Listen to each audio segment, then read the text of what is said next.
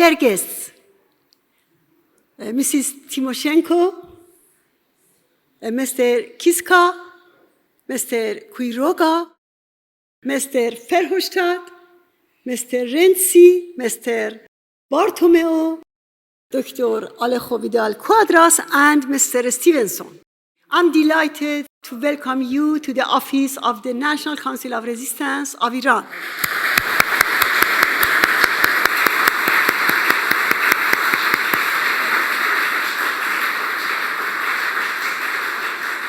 Your initiative in calling upon bold leaders to take decisive actions against the religious fascism ruling Iran and standing by the Iranian people marks a turning point in the international approach towards the issue of Iran.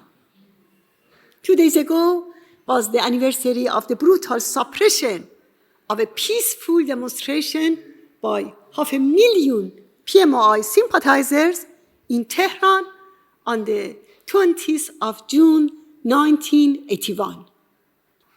Khomeini's forces opened fire to this peaceful demonstration, and from that night, the wave of executions started. The clerical regime in Iran has also engaged in exporting terrorism, warmongering, and religious fundamentalism beyond Iran's borders. It is not an accident that such a large number of world dignitaries have joined your initiative against the regime. Today, the clerical regime finds itself in its final phase. The uprising that began in September 2022 showed that the people demand the overthrow of the ruling regime and are prepared to make sacrifices to achieve this goal. Women have a leading role in the uprisings following 40 years of struggle by freedom-loving women and PMI members against this brutal regime. The recent uprising also revealed that in the face of Iranian people's terrible conditions and increasing discontent, the religious tyranny has no solution. The regime's only option is further suppression and more export of terrorism and warmongering. At the same time, it increases its efforts to discredit the democratic opposition through a misinformation campaign, both inside and outside Iran. The clerical regime, which is surrounded by popular uprisings and social discontent, has started a new phase of destructive and aggressive activities. From getting closer to nuclear weapons to involvement in the massacre and destruction of Ukraine, they have no limit. Recently, following the increase of these attacks, the Ukrainian government presented a bill to the parliament for imposing a 50-year sanction on the religious fascism ruling Iran. The regime's behavior is the result of the policy of appeasement by the West over the past 40 years. Now is the time for a fundamental change in this policy. The policy of appeasement has had disastrous outcomes these days. The violent attack by 1,200 police forces on PMI refugees in Albania, which led to the death of one and injury of more than 100. And the banning of the July 1st rally by Iranians in Paris. Both incidents, which took place at the request of the Iranian regime, violated the fundamental principles of Europe, like the freedom of speech, freedom of assembly and the right to asylum.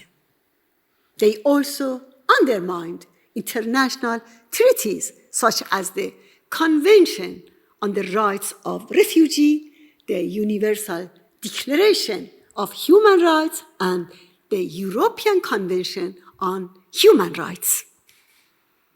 This is the continuation of the policy of appeasement that will embolden the regime to continue its destructive policies. During the uprising, the role of the organized resistance network and its resistance units in various cities has become more evident than ever before. They play a key role in advancing the uprising and driving it towards the regime's overthrow. These networks have been the continuation of the widespread resistance of the people over the past 4 decades. The perseverance of this resistance on independence, liberty, popular sovereignty, and the rejection of the Shah and the Mullah's dictatorships has put the Iranian resistance at the center of the Iranian people's trust. The National Council of Resistance is a coalition made of various political tendencies and beliefs established years ago. The NCRI has provided the national capacity to struggle and to mobilize all forces seeking freedom and the regime's overthrow. According to the NCRI plan, a transitional government takes control following the regime's overthrow to hold the elections within 6 months for the Constitutional Assembly. This assembly will elect a new provisional government and oversees its activities.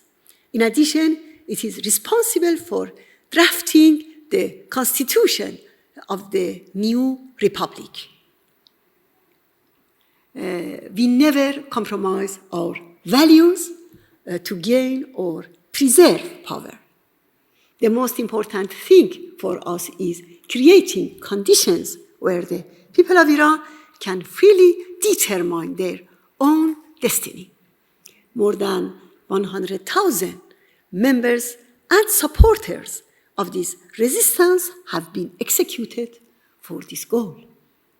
2 years ago, during the annual gathering of the Iranian resistance, Prime Minister Farhofshtad said, "We must never close our eyes to the terrorist attempts of the Iranian regime, even on European soil, and the human rights violations that occur in Iran every single day." During the same gathering, Prime Minister Rentesi summarized the real solution by saying, "We have to come back to open the doors of Iran to the global community and the global community to Iran. But the only way is through regime change."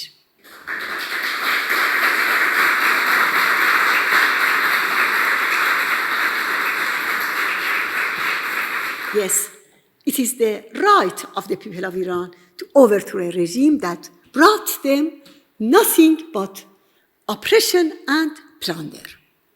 From the United States Declaration of Independence to the Universal Declaration of Human Rights, this right has been recognized. Your great initiative emphasizing the necessity of recognizing the Iranian people's demand for freedom is a strategic response to the fundamental mistake in the policy towards Iran. It will open a new chapter that centers around respecting the Iranian people's desire to overthrow this regime. I know that short-term economic interests and political considerations put obstacles in adopting a firm policy, but a firm policy vis-à-vis the regime in Iran is not only the demand of the Iranian people, but also the need for peace and security in today's world. In this regard, the Iranian resistance proposes the following actions. One, designating the Revolutionary Guard Corps, IRGC, as a terrorist organization and countering the active presence of the IRGC in Syria, Iraq, Lebanon, and Yemen. Two, recognizing the right of the Iranian people to defend themselves against the IRGC and overthrow the regime and to establish a democratic republic based on the separation of religion and state. Three, activating the snapback mechanism and implementing the 6 UN Security Council resolutions by shutting down all nuclear and missile programs that are in violation of UN resolutions and conducting unconditional inspections of the nuclear and missile facilities. Four, sending the dossier of systematic violation of human rights in Iran to the UN Security Council and bringing the regime leaders to justice for committing 40 years of genocide and crimes against humanity.